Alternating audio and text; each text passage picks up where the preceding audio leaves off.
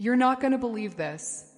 Emma Carter just wanted a quiet ride home, but the Uber driver drops her at the wrong address, an elegant house glowing with wedding lights. Before she can explain, a frantic planner grabs her hand. Someone pins a veil clip into her hair, and the entire room turns to stare. "The bride is here," they whisper. Cameras lift, music starts, and the groom Jack Reynolds looks at Emma like he's seeing a mistake that could ruin his life or save it. Before we begin, subscribe for new stories every week and turn on notifications so you don't miss the next one. Emma Carter had taken plenty of Uber rides. None of them ended at a wedding. It was a warm Thursday night. Her shift at the dental office ran late, her tote bag felt like a brick, and her phone battery was already in the red. She just wanted a quiet ride home. The driver pulled up and gave a quick wave. "Emma?" "Yes." "Tyler, hop in." Emma slid into the back seat, shut the door, and finally let herself breathe. Streetlights smeared across the windows as they moved through town. "Long day?" Tyler asked. "The longest," she said. "Home, please." "No problem." He tapped the screen on his dash. The GPS voice chirped, and they kept going. For a while, it felt normal turns, stoplights, silence. Emma checked her messages, then locked her phone. She didn't have the energy to talk to anyone. The low battery warning flashed again. 8%. In the front seat, Tyler squinted at his screen. Emma sat up. "What is it?" "GPS rerouted. Happens sometimes." He sounded more annoyed than worried, but his fingers moved fast over the map. Emma looked outside. The streets were quieter. The houses were bigger. This wasn't her neighborhood. Tyler slowed at a corner, hesitated, then turned. "Should be right here." At the end of the block, an elegant house glowed with warm lights. White flowers framed the entrance. People in formal clothes gathered on the steps. Music floated out every time the front door opened. Emma leaned forward. "Tyler, that's not my place." He blinked, then checked his phone again like it might change. "My app says this is the drop-off." Emma opened hers, but the screen lagged and dimmed. 7%. The pin on the map sat right on that bright house. Still, the number on the mailbox didn't match what she remembered, not even close. Tyler turned around, embarrassment on his face. "I'm really sorry. I can fix it. Reroute, refund, whatever." "It's fine," Emma said, because she didn't want a scene. "Let me just figure out where I am." She stepped out onto the sidewalk. Warm air hit her cheeks, scented with roses and something expensive. A valet in a black suit started toward her, then paused, confused, as if he was waiting for someone else. Behind her, Tyler cracked his window. "Miss, I can..." Emma lifted a hand without looking back. "Give me 1 second." Near the gate, a little easel sign sat under string lights. From this distance, the cursive looked like a blur, but the meaning was obvious. Ceremony tonight. Emma's phone buzzed again. 6%. She tried to load the address details, but the screen froze, then came back dim and slow. She took 1 step back toward the car. "Tyler, can you just..." "Emma," a woman's voice snapped, sharp with relief. Before Emma could fully turn, a woman in a sleek black outfit rushed down the steps. Headset, clipboard, the look of someone holding a crisis together by sheer force. "Thank God," the woman said, gripping Emma's wrist. "Where have you been? We thought you weren't coming." Emma blinked. "I'm sorry. I think you have the wrong..." "No time." The woman was already pulling her toward the door. "The ceremony is about to start. Everyone is looking for you." Emma's heart hammered. "Ma'am, I'm not." A helper appeared at the top of the stairs with a small white clip and a piece of airy fabric. "She's here?" Finally. Emma tried to pull away, but the grip tightened. The front door opened wide, and warm light spilled over her. Voices lowered as heads turned. She caught a glimpse of herself in the glass of the door, messy hair from the day, simple jacket, tote bag strap cutting across her shoulder. She did not look like anyone's bride. One guest whispered too loudly, "Is that?" Phones came up like reflex. The words spread fast, quiet, and electric. The bride is here. Emma swallowed hard. No, no, I'm not the bride. I'm just someone who, my Uber. The woman with the headset leaned in, close enough that only Emma could hear. Her badge read MIA. Panic flickered behind her professional smile. Please, Mia whispered. Just don't run. Not yet. 5 minutes. That's all I need. 5 minutes for what? Emma hissed. For her to arrive, Mia said, eyes darting toward the crowd, and for him to not lose it in front of everyone. The helper lifted the veil clip toward Emma's hair. Emma's mouth opened to refuse, but the room was already moving around her, hands guiding, bodies closing gaps, a soft push forward, like she was caught in a current. A string quartet somewhere inside shifted into a brighter, more formal song. Emma stared past them into the room. An aisle lined with candles and white flowers led to a man in a tuxedo near the front. He turned at the sound of the whispers. His face stayed controlled until his eyes met Emma's. Then something in him stopped, like the night had just hit a wall. And the entire room waited to see what the groom would do next. Jack Reynolds knew something was wrong the moment he saw her.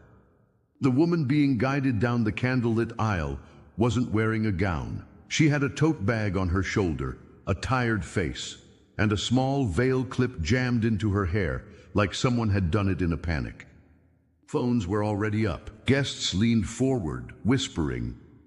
Jack stepped toward her before the moment could turn ugly. Up close, her eyes were wide and honest, not rehearsed, not playing a role. You're not Chloe, Jack said low. Relief and fear hit her at the same time. No, I'm Emma. My Uber dropped me at the wrong house. Jack stared for half a second, trying to process how a mistake that simple could be happening right now. The officiant kept smiling at the front. The quartet played a bright little piece, pretending this delay was charming. Mia, the planner, hovered nearby with a headset and a smile that looked painful. Without moving her lips much, she breathed. Please, don't blow this up out there. Emma glanced behind Jack at the crowd. I'm trying to leave. If you run, they'll film you running, Jack murmured. If you yell, they'll film that too. Either way, it becomes a story you didn't ask for. No. Emma swallowed. So what do I do? Jack made a decision he didn't like because it was the only one that didn't hurt her. Stay next to me. 30 seconds. We step aside, Mia buys time, and then we get you out quietly.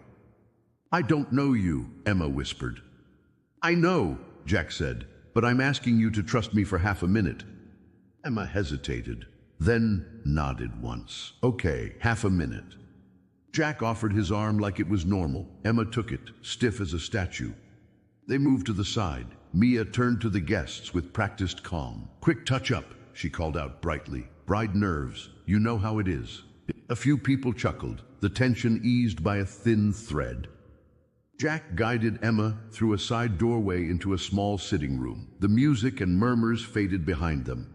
The moment they were alone, Emma pulled back. I shouldn't be here. You're right, Jack said. I'm sorry. Then let me go. I will. He kept his distance so she wouldn't feel trapped.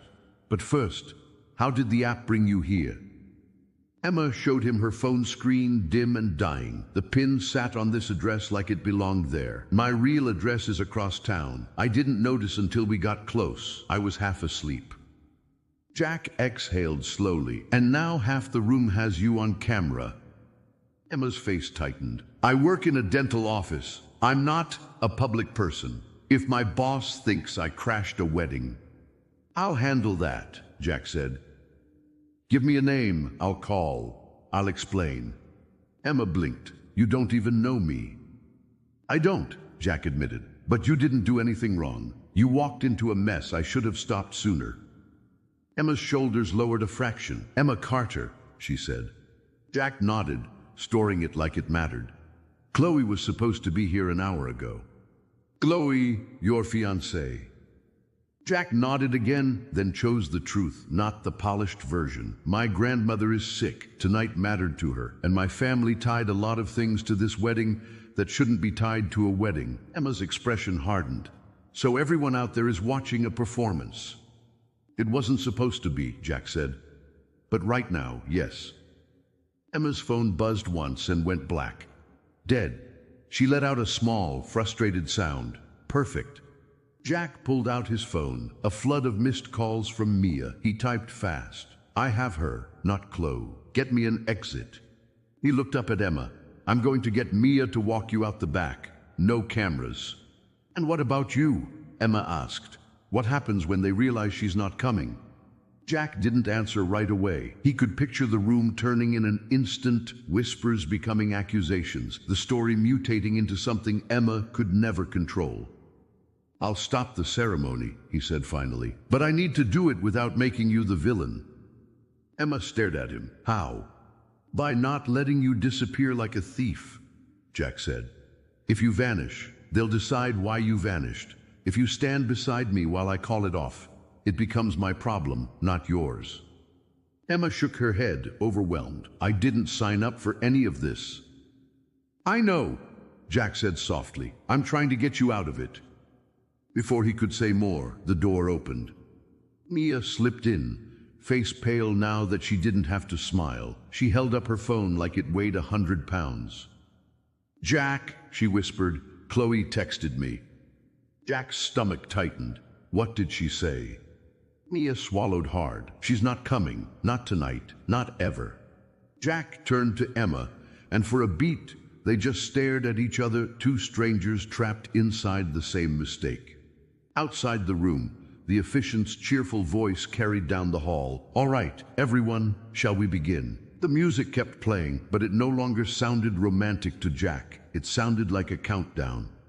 Mia's fingers shook as she scrolled. She sent it to me and her bridesmaids, she said, voice thin. She said she can't do it. She said she's sorry, that she didn't sign up for this family.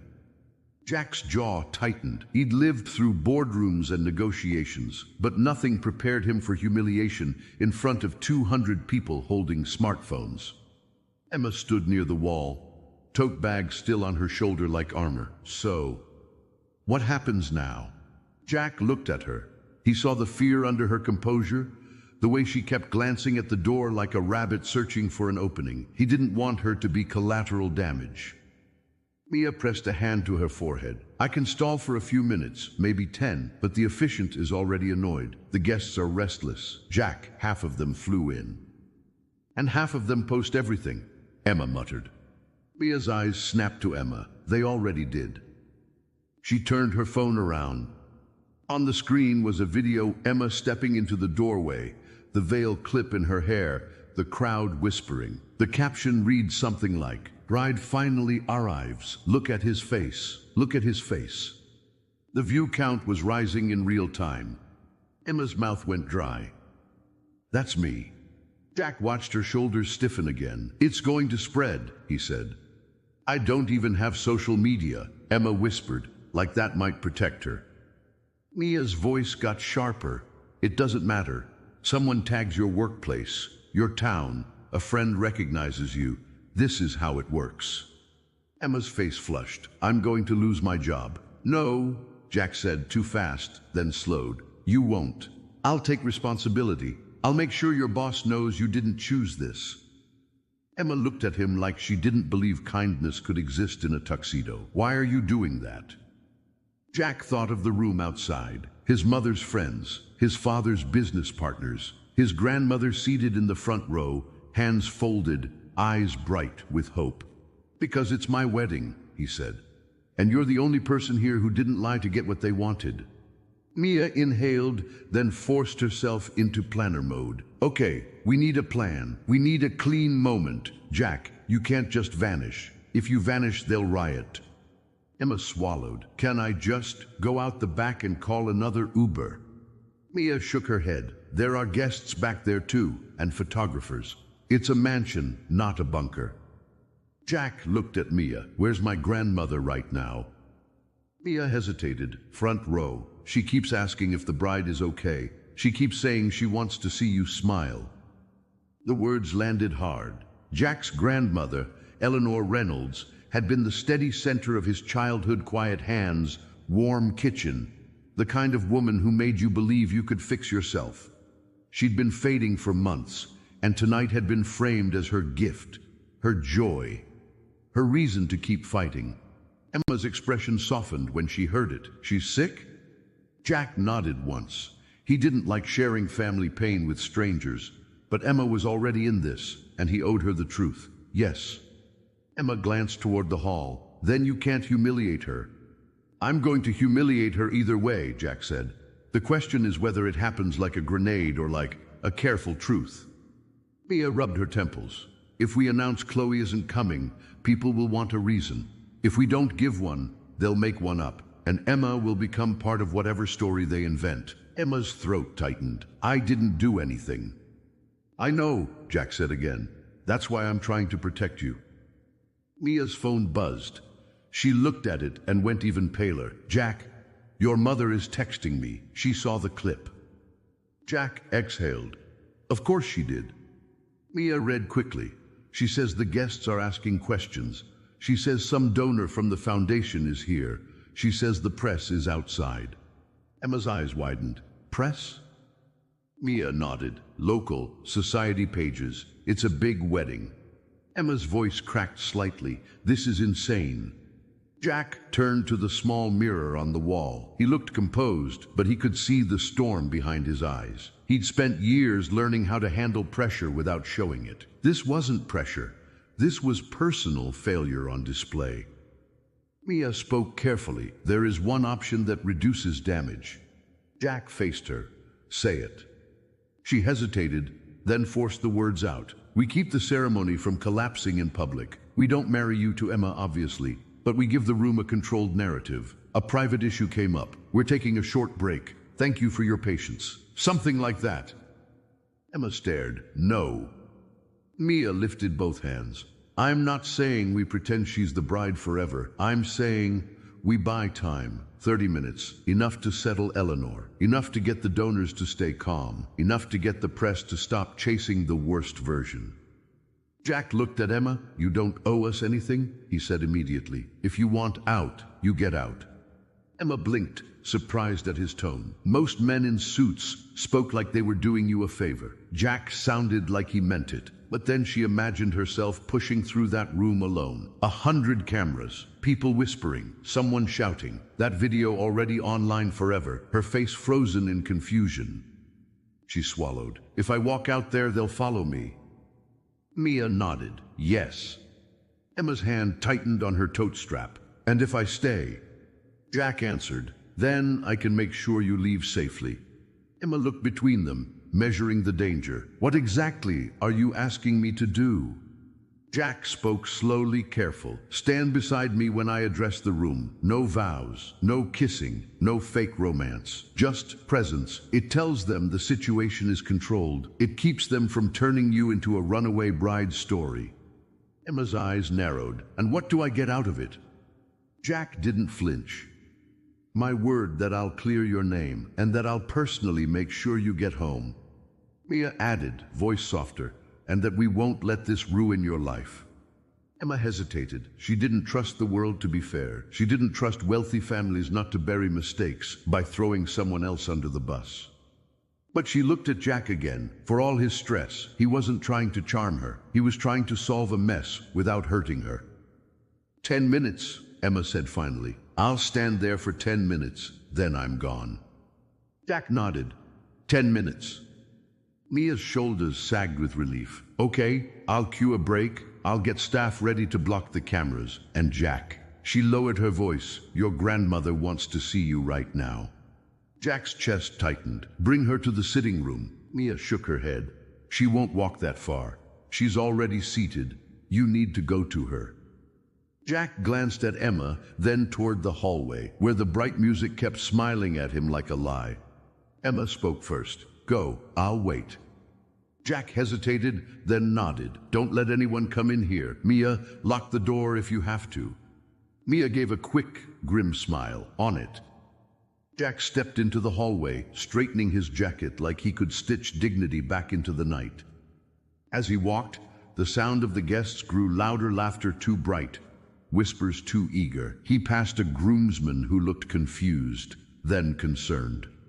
Jack, the man whispered, what's happening? Jack didn't answer. He kept moving. Eleanor Reynolds sat at the front row, small beneath the lights, her silver hair pinned back, her hands folded on a pearl clutch. When she saw Jack, her eyes lit up. "There you are," she said softly. Jack knelt beside her chair. "Hi, Grandma."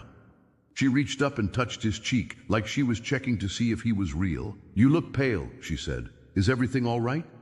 Jack forced a smile that felt like a heavy door. "Everything's a little complicated, but you're okay. That's what matters." Eleanor's gaze flicked toward the aisle. "I saw the girl," she whispered. "She looked frightened." Jack's heart lurched. "You noticed that?" Eleanor nodded slowly. "That's not the look of a bride. That's the look of someone who got lost." Jack swallowed. "Her name is Emma. She got dropped here by mistake." Eleanor's eyes softened. "Poor thing." Jack exhaled, relief mixing with dread. "I'm going to fix it." Eleanor held his hand, surprisingly strong. "Don't punish yourself," she said. "Just do what is right, quietly, kindly."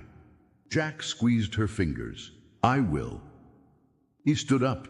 He turned toward the room, toward the cameras, toward the whispers, toward a story already forming online.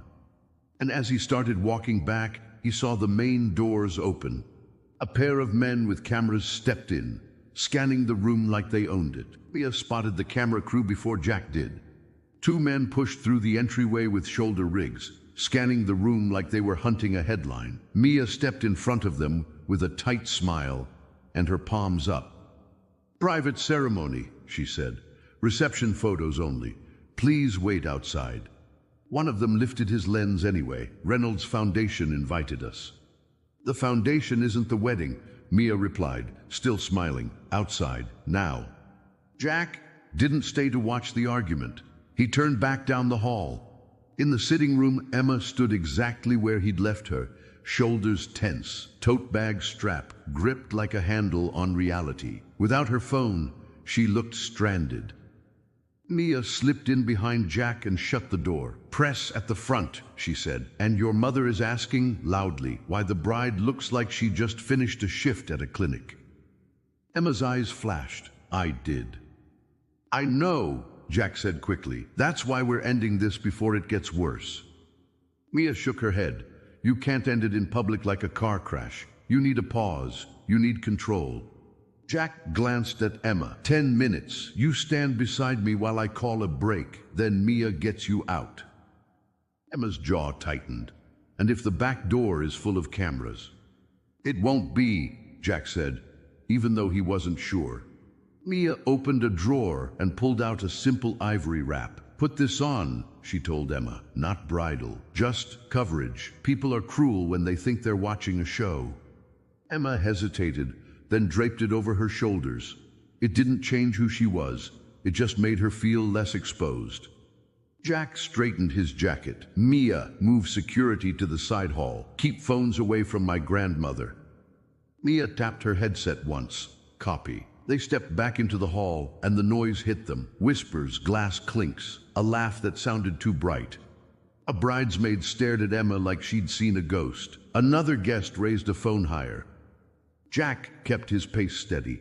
He led Emma toward the front as if this was planned, as if the room couldn't smell panic. At the aisle, the officiant waited, smile thinning. Jack faced the crowd and lifted one hand. The cortege softened. "Thank you for being here," Jack said, voice calm and clear. "We need a short break for a private family matter. Please move to the reception area for cocktails. Mia and her team will guide you." For a heartbeat, nobody moved. Then chairs scraped, people stood, and the room flowed toward the bar like water finding an exit. But the phones stayed up, and Emma could feel the lenses tracking her face. Jack turned toward the front row. Eleanor Reynolds sat small beneath the lights, hands folded, eyes bright. She didn't look angry. She looked aware. Jack knelt. "Grandma, we're taking a break." Eleanor's gaze went past him to Emma. "Is she all right?" she asked. Emma swallowed. "I'm okay." Eleanor reached out. "Come here, dear." Emma hesitated. Jack gave a slight nod. Emma stepped closer. Eleanor took her hand, warm and steady. You look like someone got pulled into a room she didn't choose, Eleanor said softly. Emma's throat tightened. Yes, ma'am. Then stay near Jack, Eleanor said, until you're safe. That's what decent people do. Jack felt his chest go tight. Grandma. Eleanor patted Emma's fingers. And you, she told Emma, don't let them turn you into a rumor. Emma nodded, eyes shining, and looked away before anyone could notice. A sharp voice cut through the moment. Jack. Diane Reynolds stood a few steps back, perfectly dressed, perfectly furious. Her smile was thin, meant for the room, not for him. Her eyes flicked to Emma. Who is she? Not here, Jack said, stepping slightly between them. Diane leaned in anyway. The entire city is watching this, she hissed. Donors are here. The board is here, if Chloe isn't. Mia hurried down the aisle, face tight. Jack, she whispered, your uncle just arrived with Mr. Caldwell. Jack's stomach dropped. He knew that name, the family attorney, the man who turned feelings into clauses. Two men in dark suits appeared at the edge of the aisle. Mr. Caldwell didn't look at the flowers. He looked straight at Jack, then at Emma, like he was measuring a risk.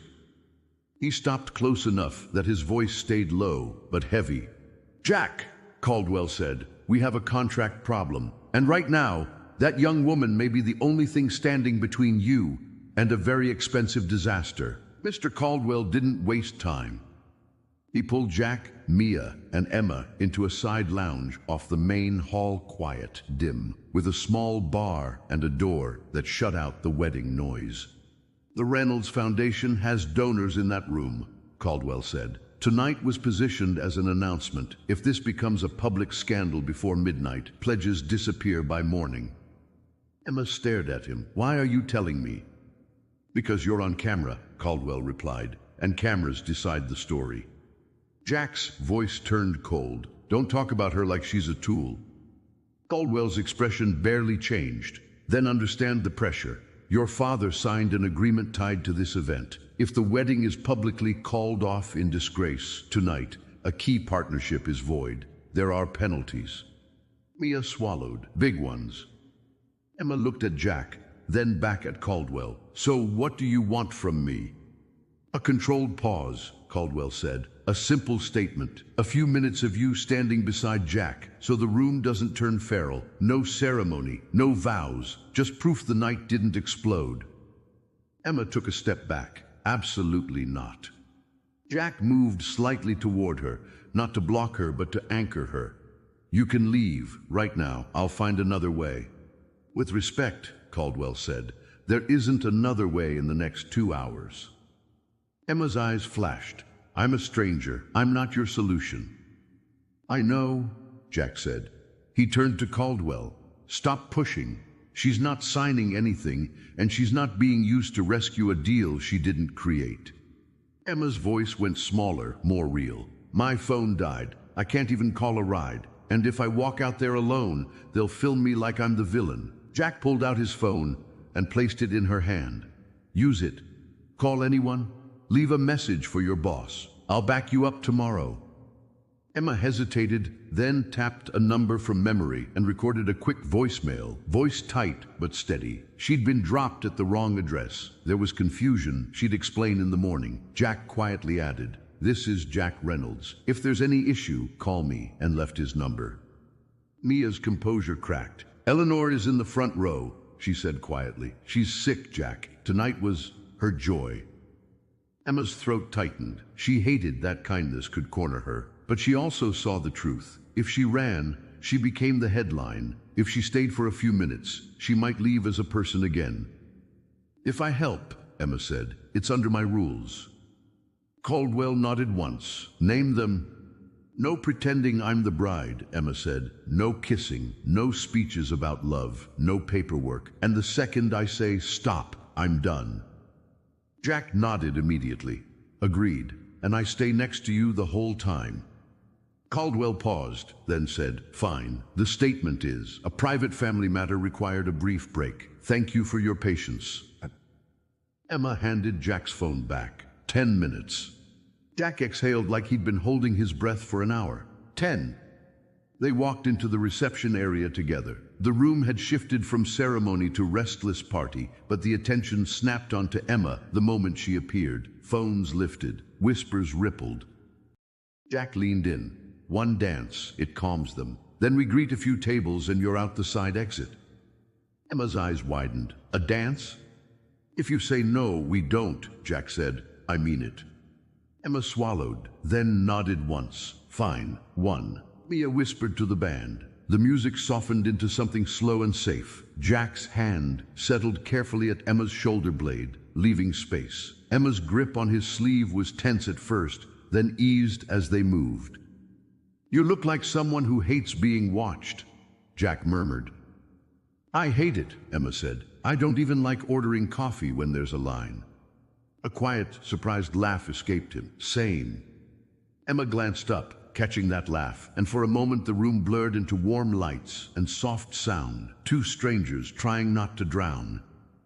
When the song ended, a guest drifted close with a phone already raised. Quick selfie with the bride. No, Jack said, firm but polite, stepping between the lens and Emma. Not tonight. He guided Emma away before the guest could argue, shielding her with his shoulder like it was instinct. Then a woman in a pale dress cut straight through the crowd toward them, eyes sharp with anger. She stopped close enough that Emma could smell champagne. If you're smart, the woman whispered to Emma, you'll leave before you find out who you're standing next to. The woman who cornered Emma in the reception crowd looked like she belonged in every photo. Perfect hair, perfect posture, a smile that didn't soften her eyes. Emma took a step back. I'm sorry, who are you? Lila, the woman said, Chloe's maid of honor. Jack's hand hovered near Emma's elbow. Lila, not now. Oh, it's now, Lila replied, because people are about to decide she's a thief in a veil clip. Emma's stomach tightened. I didn't steal anything. I know, Lila said. That's why I'm warning you. Emma forced the question out. Why did Chloe leave? Lila's smile turned sharp. Chloe didn't leave. Chloe escaped. Jack's gaze went hard. Enough. Lila kept her voice low. She found out this wasn't just a wedding. She found out she was being married into a contract. And she found out your family already decided what her life would be. Emma's pulse jumped. She glanced at Jack. Is that true? Jack didn't answer fast, and the pause said enough. Lila went on, quieter now. Chloe asked to postpone. Jack said he couldn't, because of Eleanor. So she smiled, did the fittings, and vanished inside herself. Emma's throat tightened. She could picture it. Jack exhaled, then said to Emma, we'll talk later. Right now, you need to leave safely.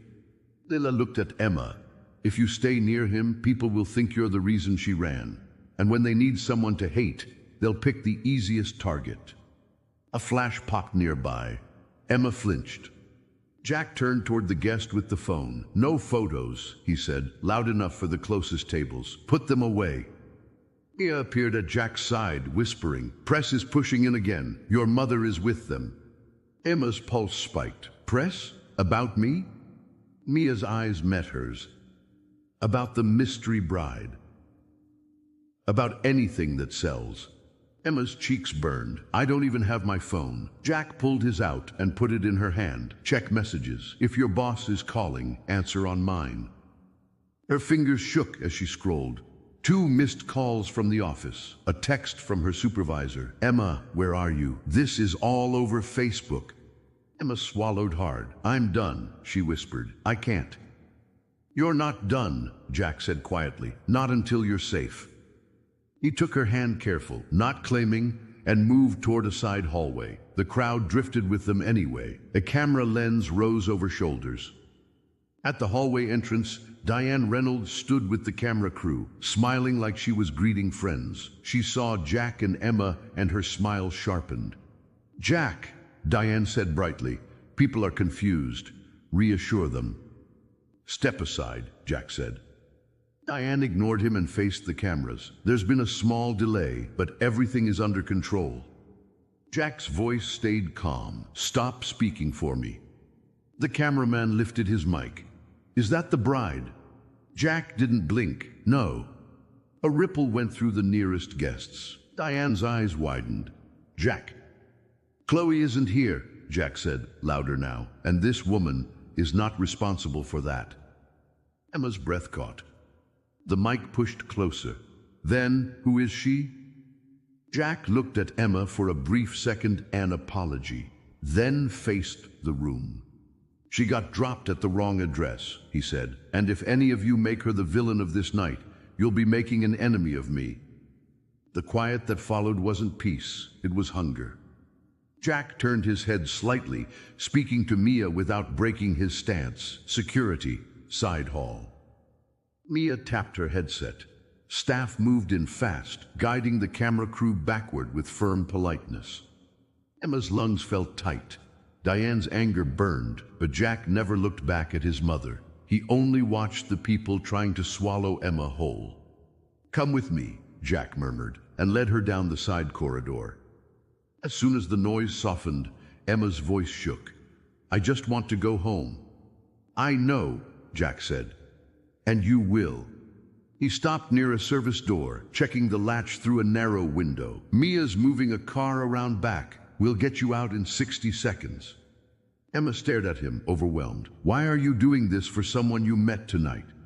Jack's answer came rough. "Because I let my life get built on pressure and appearances," he said, "and you walked into the blast zone. I'm not letting them destroy you to save my pride." For a beat, Emma didn't speak. Then she whispered, "Thank you." Footsteps clicked behind them, fast, angry. Mia's voice echoed, strained. "Ma'am, please, this area is restricted." A woman pushed past, face tight with rage, eyes locking on Emma. Chloe's mother. "You," she said, pointing like she'd found the villain she needed. "Who do you think you are?" Chloe's mother didn't look like someone who had come to grieve a broken wedding. She looked like someone who had come to collect a debt. She planted herself in the service corridor, satin clutch tucked under one arm, chin lifted. Behind her, Mia tried to block the doorway with a polite, shaky smile, headset crackling softly. "Ma'am, please," Mia began. "Move," Chloe's mother snapped, eyes locked on Emma. "Why is a stranger wearing bridal pieces at my daughter's wedding?" Emma's hand flew to the small veil clip. It suddenly felt absurd, like a joke that had turned mean. "I'm not a bride," Emma said.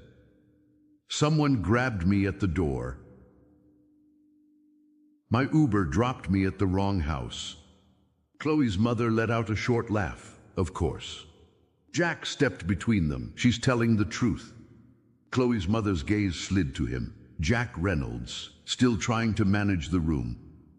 "There are no cameras back here," Jack said. "Don't kid yourself," she replied. "There are always cameras, and there's always a story." She flicked her fingers toward Emma. "Who are you, exactly?" "Emma Carter," Emma said, sharper than she meant. She was tired of being spoken about like she wasn't standing there. "And my phone is dead. I don't even know where I am." Chloe's mother's eyes narrowed. Convenient. Emma's cheeks burned. "I have a supervisor texting me because strangers posted my face online. I'm trying to leave before this ruins my job." Jack pulled out his phone and held it out to Emma. "Show her," he said quietly. Emma didn't want to, but she opened the message thread anyway. The newest text flashed like a threat. "This is all over Facebook. Call me now." She handed the phone back, throat tight. "I didn't ask for this." Jack's voice went cold. "And you're not going to pay for it." "Innocent doesn't end up dancing with the groom," Chloe's mother said, voice smooth and sharp at once. "Unless she's useful." Emma felt her stomach twist. Useful for what? Chloe's mother's smile widened a fraction. Did he explain why tonight had to happen? Why it mattered so much? Emma looked at Jack. He didn't answer fast enough, and the pause hit her like a door closing. Chloe's mother leaned in, lowering her voice, as if sharing a secret. "Because this wedding isn't just love and flowers. It's obligations, reputation, a deal tied to a public union. My daughter finally refused to be traded like a trophy." Jack's jaw flexed. "That's not what happened." "Isn't it?" she whispered. "Did you tell Emma about the partnership clause, the pledge announcement? Or did you let her stand beside you so the night didn't collapse on camera?" Emma's stomach dropped. She thought of Eleanor's warm hand squeezing hers in the front row. She thought of Jack's promised 10 minutes, then safety. She thought of how the truth kept arriving in pieces. Emma turned fully toward Jack. Jack? He met her eyes, shame flickering through his control. There are business pressures, he said quietly, but I didn't bring you into this to use you. You didn't tell me the whole truth, Emma said, voice shaking. I told you what you needed to be safe, Jack replied. I needed the truth to choose, Emma snapped, not a filtered version. For the first time, Jack looked like the words actually hurt. Chloe's mother watched, satisfied, like this was exactly the fracture she wanted. If she stays near you, she told Jack, the internet will decide she's the replacement, the opportunist, and you'll let her burn if it protects your name. That's enough, Jack said, stepping forward. Chloe's mother didn't flinch. Your grandmother is sweet, she said softly, almost crueler. But sweet doesn't make this right. Emma took a step back. Her breathing turned shallow. I'm not staying near him, she said. I'm leaving now. Jack reached for her, then stopped himself, hands falling to his sides like he didn't deserve the touch. Emma, please, let me get you out safely. Mia's headset crackled. She listened, then whispered, back drive is clear, car is ready. Emma didn't wait. She pushed past them, hands shaking but steps steady.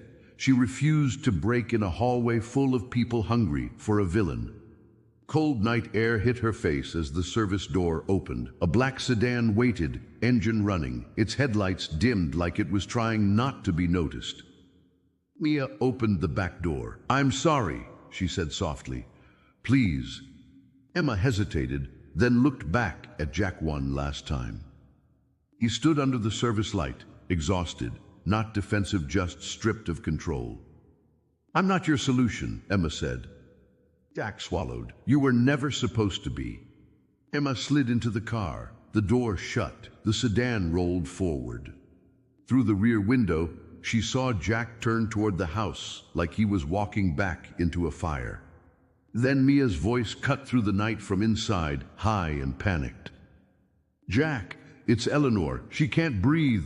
Someone call now. Mia's shout sliced through the night. Jack, it's Eleanor. She can't breathe.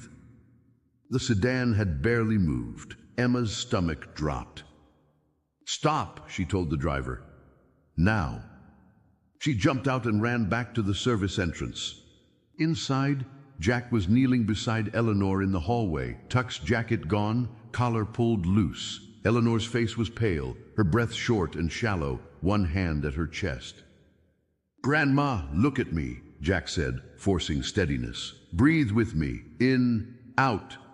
Mia hovered with her phone to her ear, voice shaking as she relayed the address. Emma dropped to a crouch on Eleanor's other side. Mrs. Reynolds, can you hear me? Eleanor nodded faintly. Okay, Emma said softly.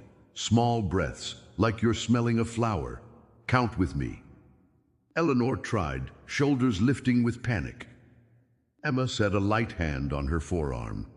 1, 2, 3. Jack copied the rhythm immediately. 1, 2, 3. The next breath came easier, then another.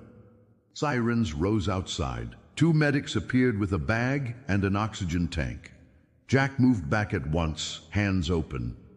One medic fitted a mask and checked Eleanor's pulse. We're going to help you breathe, okay? Eleanor's eyes stayed on Jack. He took her hand. After a minute, her breathing steadied under the oxygen. We should take her in, the older medic said. We don't guess. Jack nodded. Yes, please. As they lifted Eleanor onto a stretcher, she turned her head toward Emma. You came back, she rasped. Emma swallowed. Yes, ma'am. Eleanor's fingers tightened weakly around Jack's, then relaxed. Good, she whispered. Don't let this make you cruel. Jack closed his eyes for a beat. They rolled the stretcher toward the entrance, then flashes popped through the front glass. Press, phones, the story still hunting. Diane Reynolds appeared, face tight. Jack, cameras are outside. Jack didn't look at her. Use the side exit, he told the medics. Mia rushed ahead to clear a path. Staff formed a quick barrier. Jack walked beside the stretcher. Emma followed, then stopped. If she went out there, she'd be filmed again. Jack glanced back and saw her freeze. He stepped to her, blocking the view with his body. "You don't have to come," he said. Emma's voice shook. "If I leave now, they'll say I ran again." "Then don't leave alone," Jack said. He handed her his phone. "Call your supervisor. Tell the truth. I'll back it up." Emma dialed. It rang twice. "Emma?" Her supervisor snapped. "Why is your face online?" "My ride dropped me at the wrong address," Emma said fast. "It's a wedding. I tried to leave. I'm stuck in someone else's mess." Jack leaned in and spoke into the phone, calm and unmistakable. "This is Jack Reynolds. She's telling the truth. She did nothing wrong. I'll send a statement tonight." A pause, then quieter. "Okay, Emma, we'll talk tomorrow. Be safe."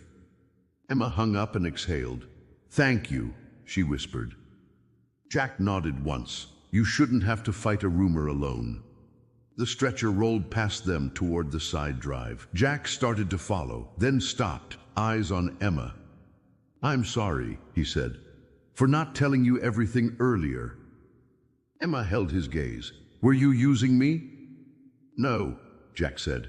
"I was trying to keep you from getting torn apart by strangers, and I was trying to keep my grandmother from watching her world collapse. Both can be true." Emma's jaw tightened. "I just want my life back." "You'll have it," Jack said. "I'll make sure of it." Mia hurried back, breathless. "Ambulance is ready. Security is holding the cameras. Jack, you have 2 minutes before they push through again." Jack nodded, then looked at Emma. "Stay here, just until she's in the ambulance. After that, I'll get you out." Emma hesitated, then nodded. "Just until she's safe." Jack moved toward the side exit, shoulders squared. Diane stepped closer to Emma the moment Jack turned away, voice low and polished. "You understand this is a serious family," she said. "If you cooperate for a few more minutes, you'll be compensated." Emma stared at her. "I don't want your money." Diane's smile tightened. "Everyone wants something." "Not this," Emma said. "And I'm not your cover story." Mia slid between them like a shield. "Not now, Diane, please." From outside, Emma heard the ambulance doors slam, then the murmur of security directing people back. The wedding had become a crisis operation. Mia's headset crackled again. She listened, and her face changed. "Jack," she called toward the side exit, urgent. "Someone just arrived at the front. She's demanding to see you." Jack turned back, eyes hard. "Who?" Mia swallowed. "Chloe, and she doesn't look like she's here to apologize." Milina Dupia. Jack reached the front foyer just as Chloe Mercer stepped through the doors. She was dressed like she belonged in the wedding photo's ivory dress, perfect hair, calm face. But her eyes were hard. Behind her, 2 bridesmaids hovered, and outside the glass the camera crew pushed closer. "Jack," Chloe said, loud enough for nearby guests to hear, "tell them this is a misunderstanding." Jack didn't move. "My grandmother is on her way to the hospital." Chloe's expression flickered. "I'm sorry about Eleanor, but you can't end this tonight. Not like this." Diane Reynolds appeared at Jack's shoulder, voice sweet and urgent. "Chloe, thank God." "No," Jack said. One word, flat and final. Chloe stared. "Excuse me?" "You left," Jack said. "You texted Mia and vanished. I'm done pretending we're fine." Chloe's jaw tightened. "I left because your family treats marriage like a deal." Caldwell stepped closer, already in lawyer mode. "We can discuss." Jack cut him off without looking. "Not now."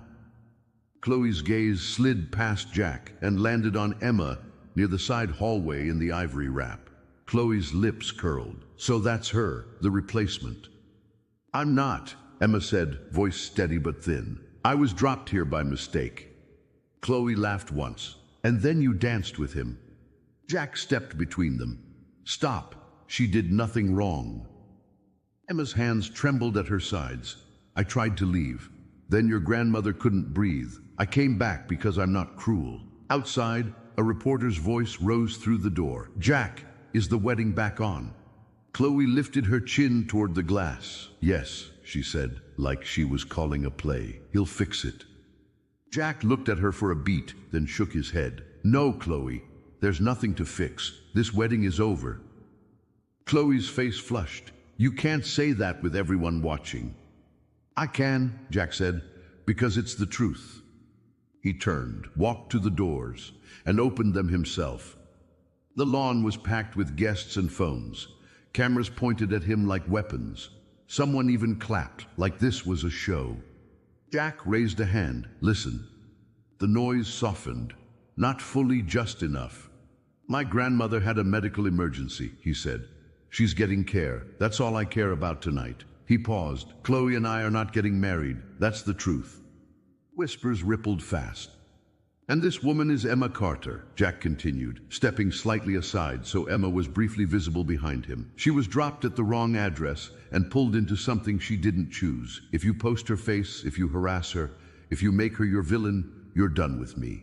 A mic pushed forward. Jack, was there an affair? No, Jack said. There was pressure, there was fear, and there was a mistake. He stepped back inside and shut the doors. For a moment, the foyer was silent. Chloe's eyes shone, anger holding them up. So you're choosing her. Jack shook his head. I'm choosing honesty. You're free. I'm free. Chloe stared at him, then turned and walked out without another word, heels sharp against the floor. The bridesmaids followed. Diane rounded on Jack the second Chloe was gone. You just destroyed your own life, she hissed. Do you understand what you've done? Jack's voice stayed calm. I ended a lie. Caldwell cleared his throat. There will be consequences, the partnership clause. Then we'll pay them, Jack said. I'd rather pay with money than with people. Emma watched him say it, and something in her chest shifted small, unwilling, but real. Mia's phone buzzed. She listened, then exhaled. Eleanor is stable. They're taking her in now. Jack closed his eyes for one beat, relief softening his shoulders. Then he looked at Emma like he remembered what she was still facing. Mia stepped closer to Emma. Back drive is clear. I can get you out now. Emma nodded, exhausted. Please. Jack stepped in before she could turn away. Wait. Emma faced him, guarded again. What? I'll send a statement tonight, Jack said. And tomorrow I'll call your office if you want. I'll make sure this doesn't touch your job. Emma searched his face. He looked tired in a way money couldn't fix. Why? She asked. Jack swallowed. Because you didn't owe me anything, and you still came back when my grandmother needed help. He hesitated. And because when everything tonight turned into a performance, you were the only real thing I could see. Emma's breath caught. Believing that felt dangerous. Jack's voice went softer. I'm not asking you to rescue me. I'm asking for one chance to do something normal. Coffee, tomorrow, no cameras, no deals. Emma looked down at the wrap around her shoulders, then back up at him. How do I know what's real with you? She whispered. And what's just another way to keep the night from falling apart? Jack didn't rush to answer her. He didn't fill the silence with charm or excuses. He just stood there, breathing like a man who finally understood he couldn't talk his way out of what he'd created. You don't, he said at last. Not yet. Emma's throat tightened. So why should I say yes? Jack glanced toward the ballroom behind them, flowers, champagne, strangers who had turned pain into entertainment. Then he looked back at her with something simpler than confidence. Because I'm going to prove it, he said. Not tonight, tomorrow, in daylight, in a place where nobody knows my last name. Emma blinked. And if I say no? Then you leave, Jack said, and I make sure you're protected anyway. That's the only fair outcome. Mia cleared her throat gently. Emma, the back drive is clear. If you want out now, we can go. Emma nodded, then hesitated. The last 2 hours had felt like being pulled under by a wave she didn't see coming. She wanted her apartment, her couch, her silence. But she also didn't want to walk away with her name ripped apart online. Okay, she said, get me out. Jack stepped aside as if giving her space mattered. I'll walk you to the car, he said. They moved through the service corridor again. This time, The staff kept it clear. Security held the few curious guests at a distance. The night air hit Emma's face like permission. A car waited under the trees, not the same sedan as before, something more discreet. The driver opened the back door. Emma turned to Jack. "Don't follow me to my address." Jack nodded immediately. "I won't. I'll have you dropped at the corner of your block if you want. No one sees you. No one knows." Emma studied him, the smallest choice, but it told her something. "Corner is fine," she said. Jack gestured to Mia. "Make it happen." Mia squeezed Emma's arm, warm and apologetic. "I'm so sorry," she whispered. Emma's voice came out tired. "It's okay. Just please make sure Eleanor is okay." Mia nodded. "She's stable, and Jack is going to see her as soon as he can." Emma slid into the car. The door shut, and the world finally went quiet. As the car rolled away, Emma stared out at the dark streets, trying to convince her body that the danger had passed. She could still hear the room's whispers like a phantom sound. Her dead phone sat in her tote bag, useless. She didn't know what was being posted, what was being said. She didn't know if she'd walk into work tomorrow and feel eyes on her. At a red light, she leaned her head back and closed her eyes, letting herself breathe. A few minutes later, the driver spoke gently. "We're close." Emma sat up as the car turned onto her street. When they stopped at the corner, her apartment building was half a block away, quiet, normal, like the night hadn't tried to swallow her whole. She stepped out and thanked the driver. Then she walked, fast but steady, up the sidewalk. She didn't look back until she reached her building's entrance. There, under the dim porch light, a figure stood. Emma froze. Not Jack, not a reporter. A man in his early 50s, with a delivery jacket and a tired face. He held a small clipboard like it was a shield. When he saw her, his shoulders sank with relief. "Miss Carter." Emma's pulse jumped again. "Yes?" He nodded, embarrassed. "I'm Tyler, your Uber driver." He shifted his weight. I messed up tonight. Bad. I tried to fix it earlier, but you were gone, and then people were yelling, and he exhaled. "I found your correct address on the app after it updated. I came to make sure you got home safe." Emma stared. The mistake had a face now, a human one, not a villain. Just a man who had made a wrong turn and watched it become a storm. "I got home," she said quietly. Tyler's eyes flicked up and down the street, anxious. "Are you okay? Like, for real?" Emma swallowed. "I don't know yet." Tyler nodded as if he understood more than she'd said. "I'm sorry," he said again. "I'll file a report. Anything you need, Emma shook her head. "Just thank you for checking." Tyler hesitated, then held out a paper. "One more thing. A guy came out back during the chaos. He told me to give you this if I found you." Emma didn't want to take anything, but her hand moved anyway. It was a simple envelope with her name, written in clean, careful handwriting. She looked up. "Who?" Tyler shrugged. "Tall. Tux. Looked like he hadn't slept in a week." He paused. "He told me, make sure she knows she wasn't the problem." Emma's throat tightened. "Okay," she whispered. Tyler backed away, relieved to be dismissed. "Good night, Miss Carter." "Good night," Emma said. She went upstairs, locked her door, and leaned against it. Her apartment smelled like detergent and normal life.